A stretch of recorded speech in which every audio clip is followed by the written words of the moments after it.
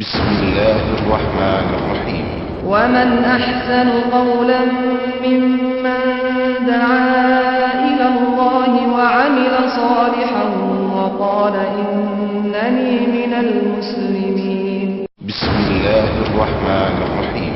ومن أحسن قولا ممن دعا إلى الله وعمل صالحا وقال إنني من المسلمين. السلام عليكم ورحمة الله وبركاته. إن الحمد لله والصلاة والسلام على أشرف الأنبياء سيدنا وحبيبنا محمد وعلى آله وصحبه وسلم تسليما كثيرا. أما بعد، فأعوذ بالله من الشيطان الرجيم. إن عدة الشهور عند الله 12 شهرا في كتاب الله يوم خلق السماوات والأرض منها 4 حرم ذلك الدين القيم فلا تظلموا فيهن أنفسكم.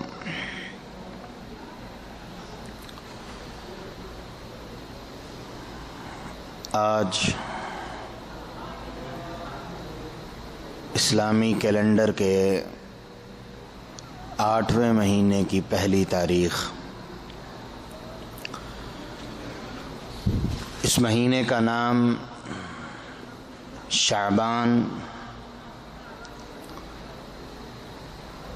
جو رجب کے بعد اور رمضان المبارک سے پہلے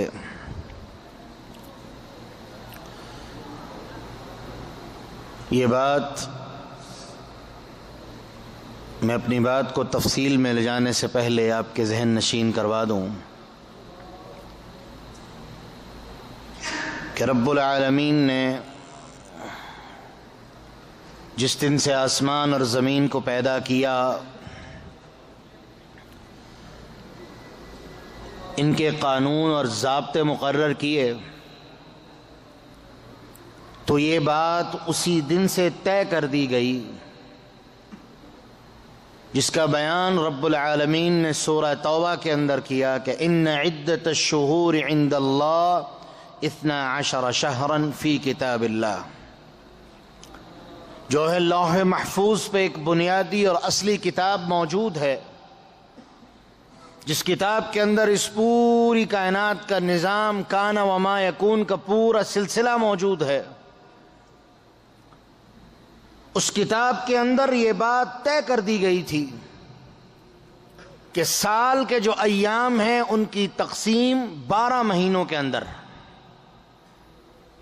ان عدت الشہور عند اللہ، مہینوں کی گنتی اللہ کے ہاں 12 شہرا، 12 مہینے. اور یہ بات بھی اسی دن طے کر دی گئی منہا 4 حرم، 4 مہینے ایسے ہیں جو حرمت والے مہینے ہیں، جن کو اللہ رب العالمین نے عظمت والا، حرمت والا، عزت والا، تکریم والا مہینہ قرار دیا ہے. کس حوالے سے؟ کہ ان مہینوں میں ظلم اور زیادتی نہیں ہوگی، ان مہینوں میں چوریاں اور ڈاکے نہیں کیے جائیں گے، ان مہینوں کے اندر کسی کی عزت آبروئی نہیں کی جائے گی، ان مہینوں کے اندر اتحاد، یگانگت اور محبت کی باتیں کی جائیں گی. اور سبب کیا تھا؟ خاص طور پہ رسول اللہ صلی اللہ علیہ وسلم نے اس کی وضاحت فرما دی کہ 3 مہینے وہ ہیں جو حج کے مہینے ہیں، ذوالقعدہ، ذوالحجہ اور محرم. اور حج اس کا سلسلہ آج کا نہیں، یہ اس دن سے ہے جس دن اللہ رب العالمین نے ابراہیم علیہ السلام کو بیت اللہ بنانے کا حکم دیا. اور جب بیت اللہ بنا تو ساتھ ہی آرڈر دیا کہ وَأَذِّن فِي النَّاسِ بِالْحَجِّ، ابراہیم لوگوں کو حج کے لیے بلاؤ. اسی دن سے یہ بات نافذ کر دی گئی کہ حج کے جو 3 مہینے ہیں، جن مہینوں کے اندر حجاج بیت اللہ کے لیے سفر کرتے ہیں، ان مہینوں کو حرمت والا اور عظمت والا قرار دے دیا گیا. یہی وجہ تھی کہ جاہلیت کے زمانے میں جہالت ہونے کے باوجود بھی مشرکین مکہ ان مہینوں کی قدر کیا کرتے تھے، جنگیں چھوڑ دیتے تھے، آپس کے اختلافات بھلا دیتے تھے۔ سارے مکے والے مل کے اس بات کے اوپر توجہ کر لیتے کہ حجاج بیت اللہ آ رہے ہیں، ہم نے ان کی خدمت کیسے کرنی ہے، ان کی خدمت کے منصوبے بنائے جاتے، پروگرام بنائے جاتے۔ چوتھا مہینہ حرمت کا وہ رجب، اسی مہینے کو رسول اللہ صلی اللہ علیہ وسلم نے اپنے عاملین کے لیے، جو انسپیکٹرز تھے، جو مسئولین اور ذمہ دار تھے، جو زکوٰۃ اکٹھے کرنے کے لیے جاتے تھے، اللہ کے رسول نے اس مہینے کو مختص کر دیا۔ یہ بات اس سے 2 دروس پہلے میں نے بیان کی کہ جاہلیت کا جو ایک سلسلہ چلا وہ آج تک باقی، کہ رجب کے مہینے کے بارے میں ہمیں کوئی چیز نہ ملی، ہمیں کوئی چیز نظر نہ آئی، کہ حج کے مہینوں کی عظمت کے لیے تو اتنا کافی ہے کہ ان مہینوں میں حج ہوتا ہے، حجاج آتے ہیں، رجب کے لیے کوئی بات نہیں، چلو اپنے پاس سے حدیثیں گھڑنی شروع کر دو، اپنے پاس سے جھوٹی اور من گڑت حدیثیں گھڑنے کا سلسلہ شروع ہوا۔ اور کس موضوع پہ؟ کہ جی اللہ کے رسول نے فرمایا اللہم بارک لنا فی رجبنا وبارک لنا فی شعباننا وبلغنا رمضان، اللہ ہمارے رجب اور شعبان میں برکت دے اور ہمیں رمضان تک خیر و عافیت سے پہنچا، رمضان کو ہم تک خیر و عافیت سے پہنچا۔ اور اس حدیث کے بارے میں کیا کہہ دیا گیا کہ جو شخص کسی کو رجب کی سب سے پہلے مبارک دے گا، اور جھوٹ کیا کہ اللہ کے رسول نے یہ بات کہی، اعوذ باللہ۔ اچھا کیا کرو گے بھئی؟ جو رجب کی کسی کو پہلے مبارکباد دے گا اس کے لیے کیا ہے جی؟ اس کے لیے اللہ جنت کو واجب کر دیتے ہیں، اعوذ باللہ۔ جنت مذاق بن گئی، رجب گزر گیا، اب اگلا مہینہ شعبان کا شروع ہوا، اس کے بارے میں بھی آپ کو میسیجز آئیں گے اور جھوٹی حدیثیں آئیں گی کہ اللہ کے رسول نے فرمایا اللہ ہمارے شعبان کے اندر برکت دے، اللہ کے رسول نے 15ویں شعبان کی رات یہ کام کیے، رمضان کی تیاری کے سلسلے میں یہ کام کرنے کا حکم دیا۔ کوئی ایسی بات اللہ کے رسول سے ثابت نہیں ہے۔ شعبان کی صرف فضیلت اتنی، اور یہ سلسلہ خاص طور پہ کب سے شروع ہوتا ہے؟ 27ویں رجب کو کہا جاتا ہے کہ یہ شب معراج ہے۔ اس رات اہتمامات ہوتے ہیں، کوئی روزے کا اہتمام کرتا ہے، کوئی عبادت کا اہتمام کرتا ہے۔ بھئی ایسا کیوں کرتے ہو؟ جی کہا جاتا ہے کہ اللہ کے رسول جب معراج کی رات تشریف لے گئے تھے تو کیا ہوا؟ اللہ نے سارے قبر میں مردوں کا عذاب روک دیا، اللہ نے یوں کر دیا، اللہ نے یاں کر دیا۔ یہ ساری وہ باتیں ہیں جن کی کوئی ایک دلیل بھی رسول اللہ صلی اللہ علیہ وسلم سے ثابت نہیں۔ اور حصہ کیا ہے؟ ہماری زندگی کا ایک جزء لا ينفک، ایک ایسا حصہ جو ہماری زندگیوں کے ساتھ جڑ چکا ہے اور الگ ہونے کا نام نہیں لیتا۔ اچھا بھئی تم نے اس سے کہاں پڑھا اس کے بارے میں؟ بھئی پڑھا تو کہیں نہیں، ابا کرتے تھے، اماں کرتی تھی، دادی کو دیکھا، دادے کو دیکھا، انہوں نے پورا ایک سلسلہ اپنا بیان کر دیا۔ اور یہ سلسلہ کیا ہے؟ رب العالمین نے تمام ایسی باتوں کی قرآن مجید میں نفی کی۔ سوال کرتے تھے کیوں ایسا کرتے ہو؟ جواب دیتے تھے وجدنا آباءنا کذالک یفعلون، ہمارے بڑے ایسے کرتے تھے، ہم نے اپنے ماں باپ کو دیکھا وہ ایسے کرتے تھے، تم اور تمہارے ماں باپ اللہ قرآن میں کہتے ہیں وہ ایسے کرتے تھے، تم بھی غلطی پہ ہو، تمہارے ماں باپ بھی غلطی پہ تھے۔ اللہ حق کہنے سے نہیں شرماتا۔ کون ہے جو آج کے معاشرے میں یہ بات کہے، اتنی جرت کے ساتھ کہے، حق کی بات کہے کہ بھئی ہمارے بڑے وہ قبروں کے پجاری تھے، ان کے اوپر مشرک کا لیبل واضح ہے؟ کون ہے جو کہے کہ ہمارے بڑے یہ کام کرتے تھے، غلط کرتے تھے؟ بلکہ ہم کیا کہیں گے؟ ہم ان کی حفاظت کے لیے، ان کی بات کو صحیح ثابت کرنے کے لیے، ان کی تائید میں مختلف طرح کے ہیلے، بہانے، ادلہ اپنے پاس سے گھڑ گھڑ کے سنائیں گے تاکہ اپنے دل کو کچھ تسلی ہو جائے کہ میں اپنے بڑوں کے بارے میں یہ بات کہوں کہ وہ غلط کرتے تھے۔ رب کا قرآن کہہ رہا ہے وہ غلط کرتے تھے، تم اس حقیقت کو جھٹلا نہیں سکتے۔ حقانیت اسی چیز کا نام ہے کہ جس طرح بیان کی جائے اس کو تسلیم کر لیا جائے۔ 27ویں رجب سے کام شروع ہوا، کہ اللہ کے رسول علیہ السلام معراج کی رات تشریف لے گئے تھے، اس رات معراج ہوا تھا، لہذا جی اس رات کو عبادت کا اہتمام کیا جائے، اس رات کو یوں کیا جائے، اس رات کو یاں کیا جائے، یہ ساری لغویات اور یہ عبادت بجائے ثواب کے ہمارے لیے وبال جان، گناہ کا سبب، اور کل قیامت کے ہاں ہمارے جہنم میں جانے کا سبب۔ شعبان شروع ہوا، ابھی سے کیا میسج آئیں گے کہ اللہ کے رسول نے فرمایا جو شخص کسی کو شعبان کی مبارک دے اللہ اس کو جہنم سے آزاد کر دیتے ہیں۔ ابھی کسی کو یہ میسج یا تو آ چکا ہوگا یا کچھ دیر میں یا کچھ لمحات میں یا ایک آدھ دن میں آنے والا ہے۔ محدثین نے ہر دور میں ایسی تمام جھوٹی، وہ کذاب روایتیں، وہ جھوٹی باتیں جس کی نسبت جناب محمد الرسول اللہ صلی اللہ علیہ وسلم کی طرف کرنے کی کوشش کی گئی، محدثین نے نہ صرف کہ ایسی روایتوں کا پوسٹ مارٹم کیا بلکہ ایسی روایتیں گھڑنے والوں کو بھی ڈھونڈا اور لوگوں تک علم نفع فائدے والا علم پہنچایا تاکہ لوگوں کو سمجھ آ جائے یہ جاہلیت ہے، یہ گمراہی ہے، دین ان چیزوں کا نام نہیں ہو سکتا کہ تم کسی کو کسی چیز کے بارے میں مبارک دو اللہ تمہیں جہنم سے آزاد کر دے۔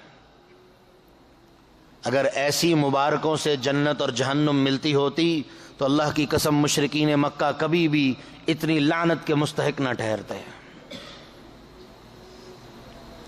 ان کو اگر اس طرح کا دین ملتا جس طرح ہم دین آج لے کے بیٹھے ہیں کہ یہ بھی قبر پرستی بھی دین، شعبان رجب کی مبارک دو جہنم سے آزاد جنت الاٹ، اگر اس طرح کا دین مشرکین مکہ کے سامنے رکھا جاتا اللہ کی قسم وہ کبھی قبول کرنے سے انکار نہ کرتے۔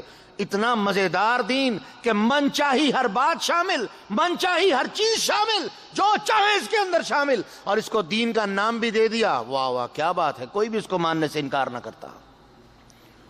اللہ سبحانہ و تعالی قرآن مجید میں اعلان فرماتے ہیں لوگو سن لو، الا للہ الدین الخالص، جو اللہ کا دین ہے وہ خالص ہے، اس کے اندر کسی طرح کی اس طرح کی خرافات کی گنجائش نہیں ہے۔ اور وہ خالص کیا ہے کہ خالص وہ اسی شکل میں ہوگا جب ہمارے پاس عمل کرنے کی دلیل موجود ہوگی، اور وہ دلیل اللہ کا قرآن ہے، محمد الرسول اللہ صلی اللہ علیہ وسلم کا فرمان ہے۔ شعبان کی کوئی فضیلت، شعبان کے مہینے کی نسبت سے کوئی فضیلت اللہ کے رسول صلی اللہ علیہ وسلم سے ثابت نہیں ہے۔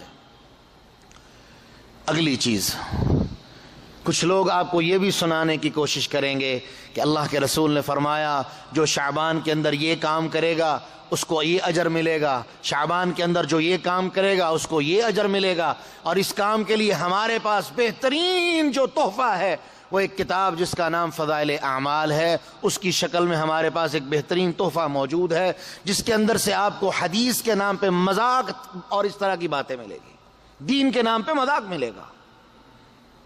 اللہ کے رسول تک کوئی بات، ایک مصدقہ بات اس حوالے سے ثابت نہیں ہے،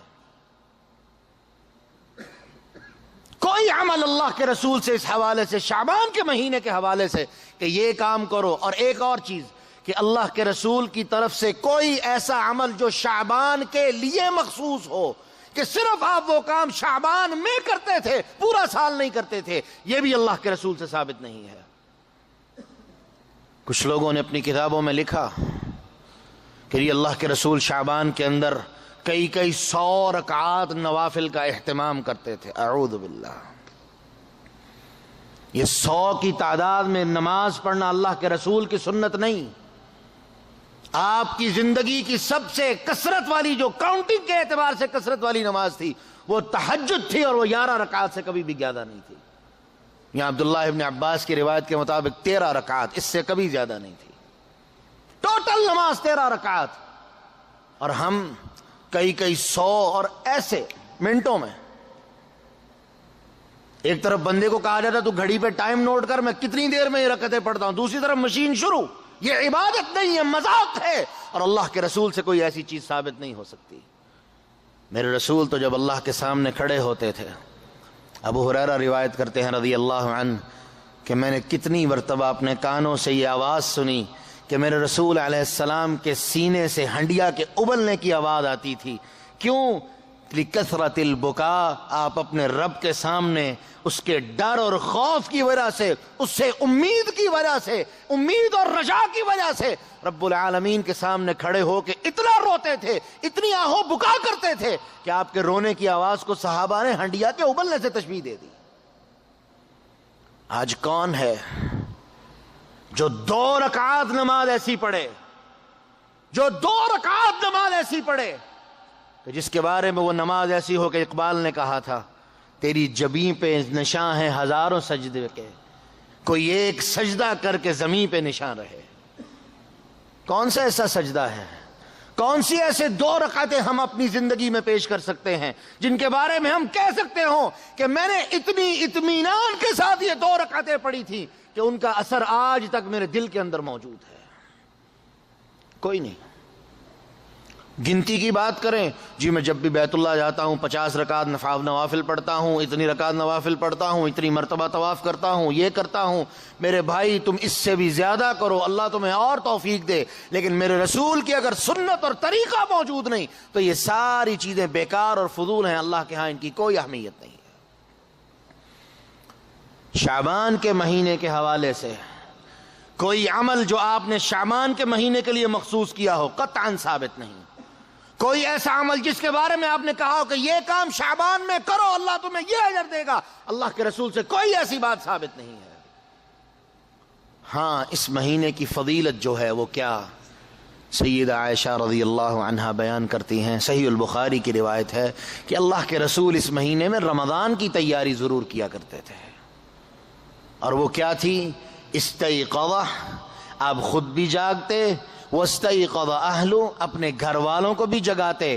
آپ نے کبھی اپنی بیویوں کو تہجد کے لیے خود بیدار نہیں کیا، کبھی بھی آپ نے اپنی بیویوں کو خود بیدار نہیں کیا سوائے شعبان کے مہینے کے کہ رسول اللہ صلی اللہ علیہ وسلم جگاتے تھے، خداموں کو بھیجتے تھے کہ جا کے جگا دو ان کو، میری بیویوں کو جو حجروں کے اندر بیٹھی ہیں انہیں جگا دو تاکہ یہ رمضان کی تیاری کر لیں، ان کی سستی رمضان کے آنے سے پہلے ختم ہو جائے اور کہیں رمضان کو یہ سستی اور کاہلی میں ضائع نہ کر دیں۔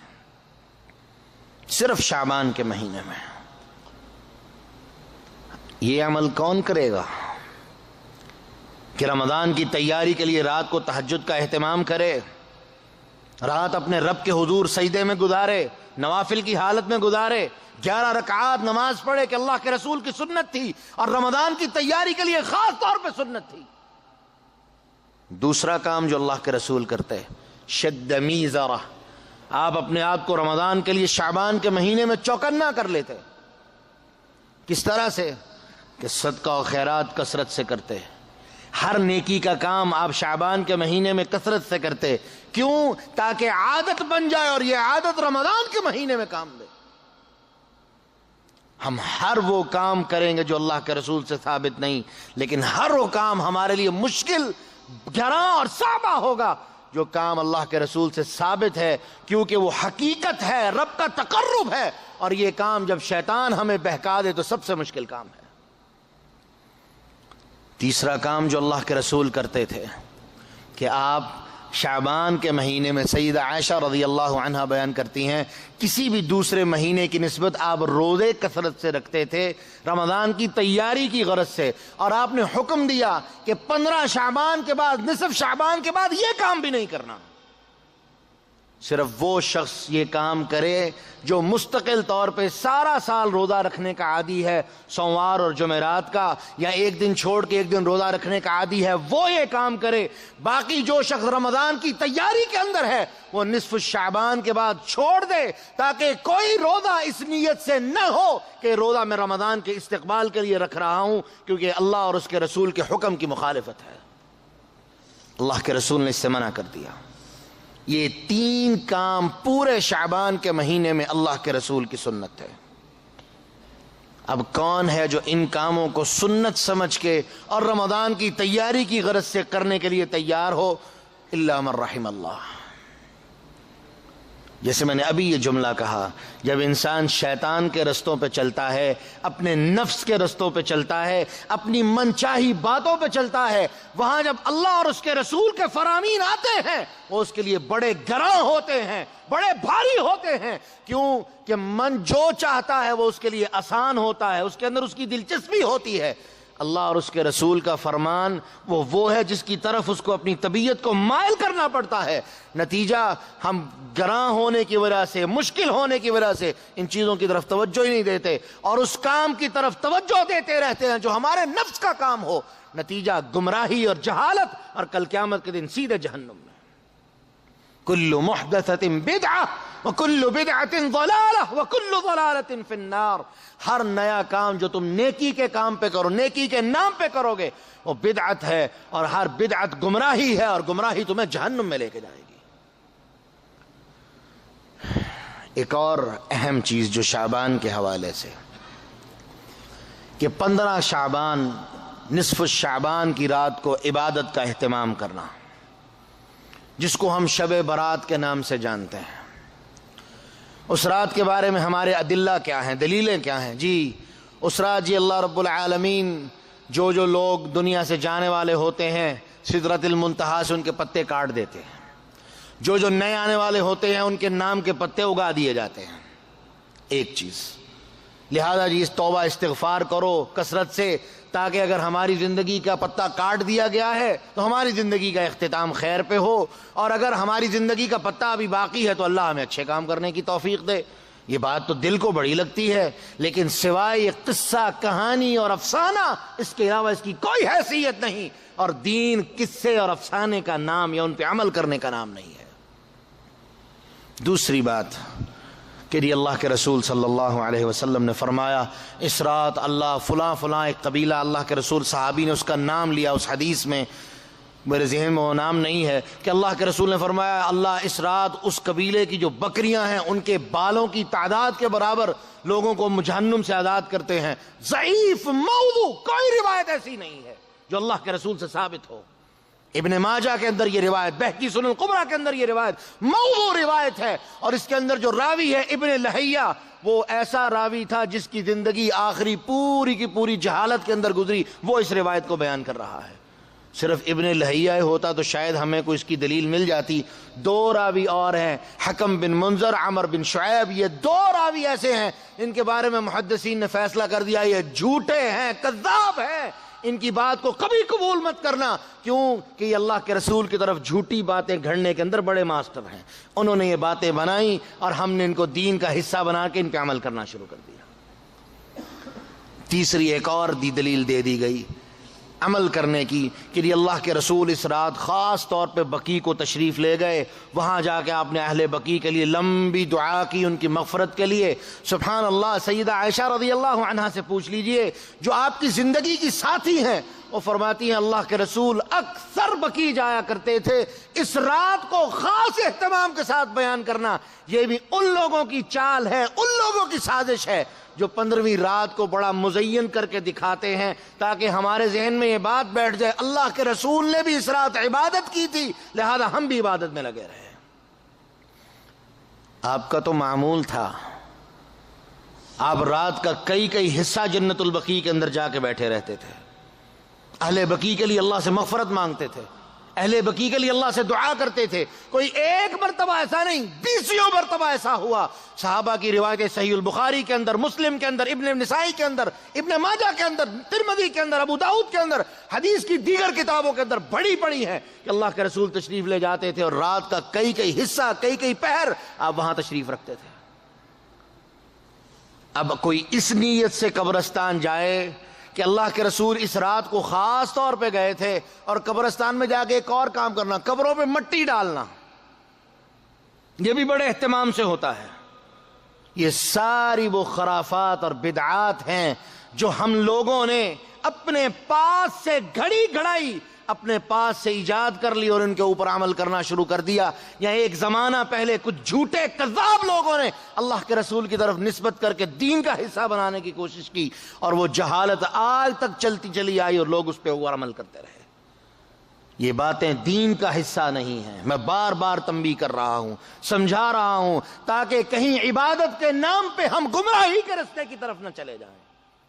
عبادت وہ ہے جو کل قیامت کے دن اللہ رب العالمین کے سامنے ہمارے لیے حجت ہو، دلیل ہو کہ تم اپنے رب کو راضی کرتے رہے ہو، اپنے رسول کی سنت کے مطابق زندگی گزارتے رہے ہو. آج تم کامیاب اور کامران ہو، کہیں ایسا نہ ہو کہ وہاں کھڑے ہو تو کیا ہو کہ تم تو کوئی ایسا عمل لے کے نہیں آئے جو اللہ کے رسول کا طریقے کے مطابق ہو. رسول اللہ کے سامنے جائیں گے تو آپ کیا کہیں گے؟ سحقن سحقن لمن غیر بعدی، ان کو دور کر دو جنہوں نے میرے بعد میرے دین کو بدلنے کی کوشش کی. اور آپ نے اپنی زندگی میں فرما دیا من احدث فی امرنا ھذا ما لیس من فہو رد. جس بندے نے ہمارے دین کے اندر کوئی بات ایجاد کرنے کی کوشش کی جو مجھ سے ثابت نہیں، جو میری بات نہیں، جو میری طرف سے منقول نہیں ہے، فہو رد، وہ مردود ہے، اس کا دین کے اندر کوئی حصہ نہیں ہے. آج کتنی ایسی باتیں ہیں اور عبادات کے نام پہ کتنی ایسی خرافات ہیں جو ہمارے معاشرے کے اندر موجود ہیں اور ہم کرتے چلے جا رہے ہیں. تو آج کے درس کا جو خلاصہ ٹھہرا وہ یہ، شعبان کی کوئی ذاتی فضیلت کوئی نہیں، شعبان کے لیے کوئی خاص عمل کہ یہ کام تم شعبان کے مہینے میں کرو اللہ تمہیں یوں یوں اجر دے گا، کوئی نہیں. تیسری چیز کہ اللہ کے رسول نے کوئی کام محض شعبان کے مہینے میں کرنے کے لیے کہا ہو کہ یہ کام شعبان کے مہینے میں کیا کرو، قطعاً ثابت نہیں. جو ثابت ہے وہ کیا؟ اور دوسری بات اور سب سے بنیادی بات، شعبان کی کوئی ذاتی فضیلت اللہ کے رسول سے ثابت نہیں. جیسے رمضان کی فضیلت موجود ہے کہ اللہ اس مہینے کے اندر رحمتوں کے دروازوں کو کھول دیتے ہیں، جہنم کو بند کر دیتے ہیں، شیاطین کو باندھ دیا جاتا ہے، جہنم سے آزادی دی جاتی ہے، جنتوں کے داخلے دیے جاتے ہیں. یہ فضائل ہیں جو منقول ہیں، ثابت ہیں، ان کی ایک حیثیت ہے، مسلمہ حیثیت موجود ہے. شعبان کی ایسی کوئی حیثیت اللہ کے رسول سے ثابت نہیں ہے. تیسری اور آخری بات کہ شب برات جو نصف شعبان 15ویں شعبان کے حوالے سے جو باتیں، جو روایتیں، جو طریقے ہمارے معاشرے کے اندر سنائے جاتے ہیں، بیان کیے جاتے ہیں، کوئی ایک بھی اللہ کے رسول صلی اللہ علیہ وسلم سے ثابت نہیں ہے. اب ثابت کیا ہے؟ رمضان کی تیاری، اور اس کے لیے آپ نے طریقہ بتایا. آپ خود جاگتے، اپنی بیویوں کو جگاتے، خود جاگتے، اپنی بیویوں کو جگاتے اور عبادت کا اہتمام کرتے. روزہ کثرت سے رکھتے، کس طرح سے کہ نصف شعبان تک. اور مقصد کیا ہوتا ہے؟ رمضان کی تیاری کرنا. اور اس کی گواہی ام المؤمنین عائشہ رضی اللہ عنہا نے دی کہ اللہ کے رسول اتنی کثرت سے روزے کسی مہینے میں نہیں رکھتے تھے تسلسل کے ساتھ جتنے آپ شعبان کے اندر رکھتے. اور آپ نے اس کا مقصد بیان کیا کہ یہ رمضان کی تیاری کے لیے ہیں. آپ نے منع کر دیا کہ 15 نصف شعبان کے بعد کوئی روزہ نہ رکھے. کیوں؟ جو روزہ رکھے گا اس کی نیت میں یہ بات آنے کا ڈر ہے کہ وہ استقبال رمضان کے لیے روزہ رکھ رہا ہے. اللہ کے رسول نے اس سے منع کر دیا. ہاں، اجازت اس شخص کو دی جو سارا سال مسلسل تسلسل کے ساتھ روزے رکھتا ہے. سوموار اور جمعرات کا یا صوم داؤدی، ایک دن روزہ رکھنا، ایک دن افطار کرنا، جو سارا سال یہ کام کرتا ہے اسے اجازت ہے کہ وہ 15 شعبان کے بعد بھی یہ کام کر سکتا ہے. کیوں؟ اس کی یہ عادت ہے، اس کا تسلسل ہے. اس کا مقصد استقبال رمضان نہیں ہے، اس کا مقصد رمضان کی تکریم کے لیے، رمضان کے استقبال کے لیے روزہ رکھنا نہیں ہے. یہ ہے اللہ کے رسول کی سنت، یہ ہے جو اللہ کے رسول سے ثابت ہے. اس کے علاوہ کوئی عمل اللہ کے رسول صلی اللہ علیہ وسلم سے اس مہینے کے اندر ثابت نہیں ہے. اللہ سے دعا کرتا ہوں اللہ ہمیں سمجھنے اور عمل کرنے کی توفیق عطا فرمائے. جی شیخ، آپ سے سوال ہے. ہمارے ملک میں یہ بات مشہور ہے کہ 15 شعبان کو روحیں گھر پہ آتی ہیں، اچھا کھانا پکاؤ اور نظر نیاز کرو. کیا ایسا ہوتا ہے؟ لا الہ الا اللہ. میرے بھائی، ایسی کوئی خرافات یہ ہمارے دین اسلام کا حصہ نہیں ہے. یہ تو مشرکین کا عقیدہ ہے، یہ تو بت پرستوں کا عقیدہ ہے، یہ تو ان لوگوں کا عقیدہ ہے جن کا اللہ کے اوپر یقین نہیں. کیوں؟ وہ کیا کہتے ہیں؟ کہتے ہیں جب انسان کی روح جسم سے نکلتی ہے تو یہ فضاؤں میں بھٹکتی رہتی ہے، اور 15ویں رات کو، اور یہی ان کے عقیدوں کے اندر یہ بات شامل ہے ان کے عقیدے میں بات شامل ہے کہ وہی روحیں جب بھٹکتی رہتی ہیں تو 15ویں شعبان کو، 15ویں نصف شعبان کی رات کو وہ روحیں بڑے اہتمام کے ساتھ زمین پہ آتی ہیں۔ اعوذ باللہ، یہ سارے قصے، کہانیاں اور بت پرستوں کے عقائد ہیں جو ہمارے معاشرے کے اندر پھیل چکے ہیں۔ قطعاً کوئی ایسی چیز اسلام کے اندر نہ ہے، نہ اس کی گنجائش ہے، بلکہ اسلام ایسی تمام خرافات کا رد کرتا ہے۔ کیوں؟ کہ اللہ کے رسول صلی اللہ علیہ وسلم نے ان باتوں کی وضاحت کر دی کہ انسان، اس کے جسم کا تعلق دنیا کے ساتھ ہے، اس کی روح جب اس کے جسم سے نکلتی ہے، عالم ارواح، روحوں کی ایک الگ دنیا اللہ نے بنائی ہے جس کا اس دنیا کے ساتھ کوئی تعلق اور واسطہ نہیں۔ جب روح نکلتی ہے وہ وہاں چلی جاتی ہے، وہاں پھر دو حصے، علیین، سجین۔ جو کامیاب روحیں ہیں، اللہ کی رضا والی روحیں، وہ الگ رہتی ہیں۔ جو بدبخت روحیں ہیں وہ سجین کے اندر، جہنم کی وادی کے اندر پھینک دی جاتی ہیں۔ ان چیزوں کا دنیا کی زندگی کے ساتھ کوئی تعلق نہیں، اور یہ بالکل بعین ہی ایسی ہے جیسے ابراہیم علیہ السلام کے بارے میں اللہ نے قرآن مجید میں بیان کیا کہ ان کی قوم میلے پہ گئی تو کیا کر کے گئی تھی؟ بتوں کے سامنے بڑے بہترین قسم کے کھانے، عالی شان اور نفیس کھانے رکھ کے گئی تھی، ان کے نام پہ نیاز کیے، اور ان کا یہ عقیدہ تھا یہ کھا لیتے ہیں، یہ کھاتے ہیں۔ لیکن اکثر ایسا ہوتا تھا کہ کئی لوگ آ کے وہاں قوم میلے کو جاتی، لوگ پیچھے سے آ کے کھا جاتے تھے، اکثر ایسا ہوتا تھا۔ ابن کثیر نے قصص الانبیاء میں یہ بات نقل کی ہے۔ حقیقت کیا ہے؟ کچھ نہیں۔ یہ ساری باتیں مشرکانہ، جاہلانہ اور بت پرست لوگوں کے عقائد میں سے ہیں جن کا ان حقائق سے کوئی تعلق نہیں۔ اگر کوئی ایسی سوچ بھی رکھتا ہے تو خدا را اپنی سوچ کی اصلاح کر لے، کیوں کہ وہ ایک ایسے عقیدے پہ ہے جس کا انجام سوائے جہنم کے اور کچھ نہیں ہے۔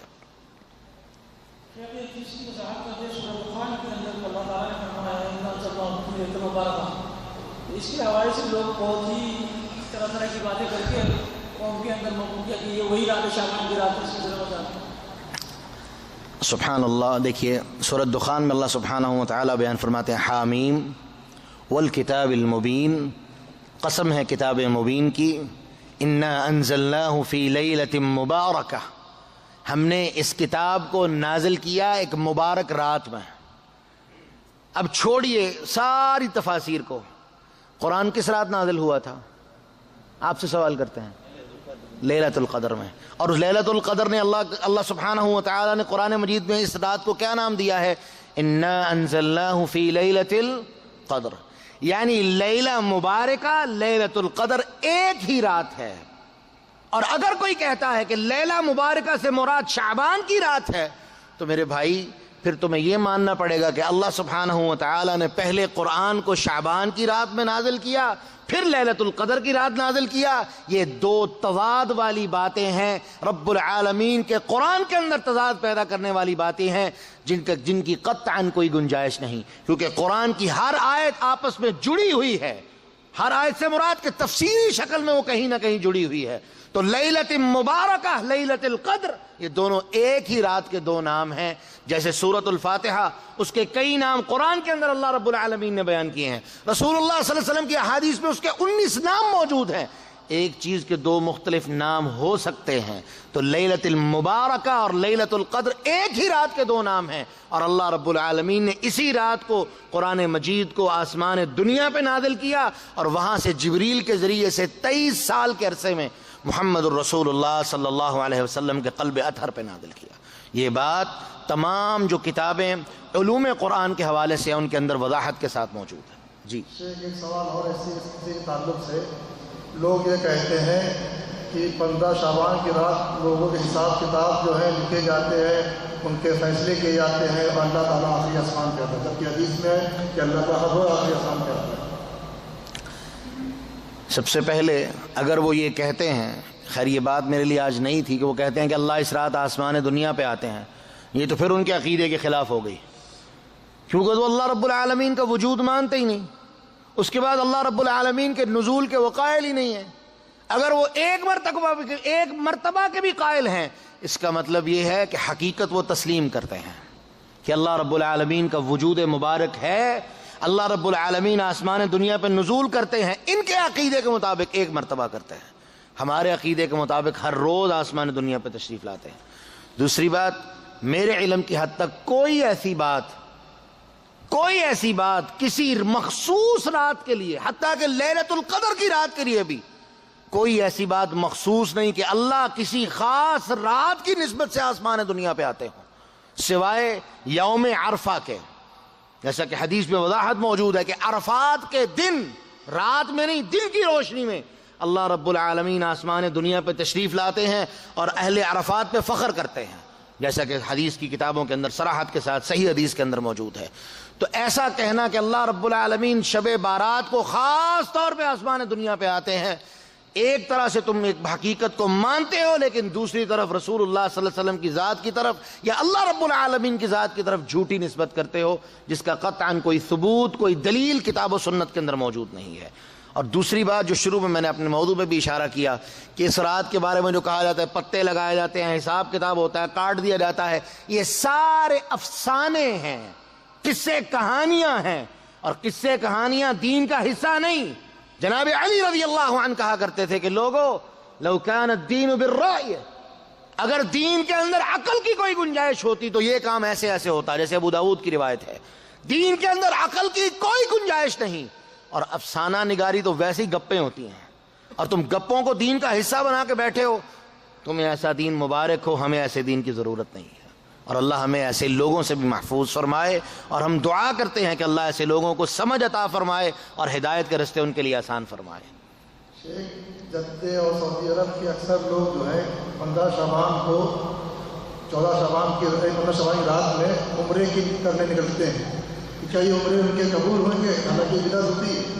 دیکھیں جی، جیسے میں نے اپنی بات میں یہ بات، اب چونکہ انہوں نے ایک خاص بات کر دی، جیسے میں نے ایک مطلقاً بات کی کہ اس رات نیکی کی نیت سے کوئی عبادت، نیکی کی نیت سے کوئی عبادت، اور اس نیکی میں یہ شامل ہونا کہ اللہ اس رات ہمارے حساب کتاب کرتے ہیں، جنت جہنم سے خلاصی کا یا جنت میں جانے کا فیصلہ ہوتا ہے وغیرہ وغیرہ، یہ ساری خرافات ہیں. اور اس رات کوئی خاص عمل کسی بھی نیت سے کرنا، وہ عمرہ ہو، وہ نوافل ہو، وہ روزہ ہو، وہ صدقہ ہو وغیرہ وغیرہ، وہ سارے لغو ہیں، بیکار ہیں، فضول ہیں، اللہ رب العالمین کے ہاں مقبول نہیں.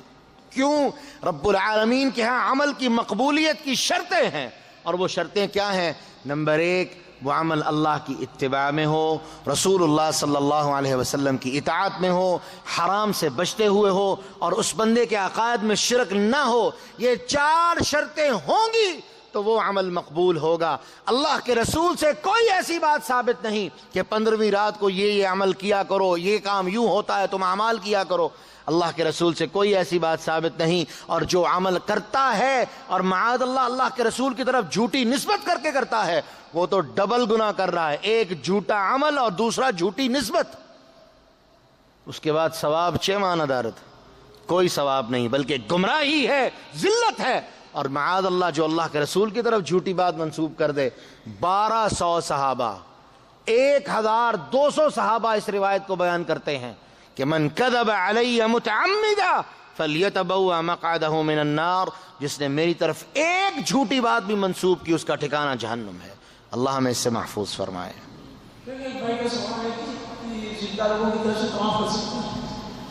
طواف مطلقاً طواف نہیں ہو سکتا.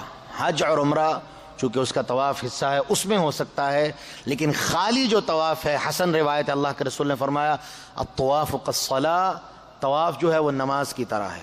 تو اس سے یہ بھی پتہ چلا کہ طواف کرتے ہوئے وضو کا ہونا بھی ضروری ہے. اسی طرح جس طرح کوئی بندہ کسی کی نماز نہیں پڑھ سکتا، اس طرح کسی کے لیے صرف طواف نہیں ہو سکتا. لیکن عمرہ، میں پھر اپنی بات کو دہرا دوں، عمرے کا چونکہ طواف حصہ ہے، عمرہ آپ کر سکتے ہیں کسی کی طرف سے. کیوں؟ اللہ کے رسول سے ثابت ہے. حج آپ کسی کا کر سکتے ہیں. کیوں؟ اللہ کے رسول سے اس کی دلیل موجود ہے. لیکن مطلقاً طواف اللہ کے رسول سے نہ ثابت ہے، بلکہ آپ نے اس کو نماز کی طرح قرار دیا ہے. جس طرح نماز کسی کی نہیں پڑھی جا سکتی، طواف بھی کسی کے لیے نہیں ہو سکتا، اور طواف کے لیے وضو ضروری ہے جس طرح نماز کے لیے وضو ضروری ہے.